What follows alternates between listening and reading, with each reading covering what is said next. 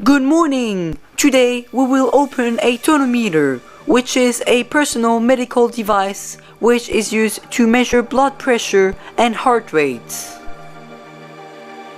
Dodgic DIY.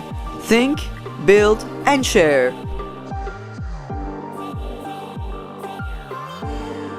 Remove the valves on the arm strap with some force and also remove the screws to access the inside.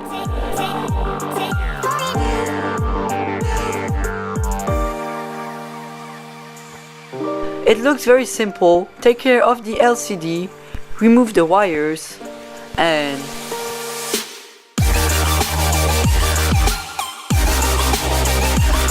I have scavenged the battery connectors to make a DIY battery case later because these are quite expensive. And here is the air pump, and this sensor made out of a coal is used to measure air pressure.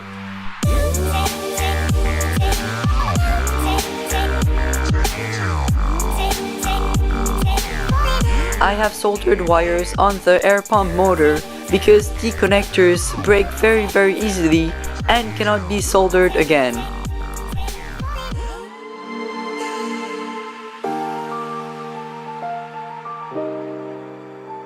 Well, that is it. I was impressed by how small the motor actually is.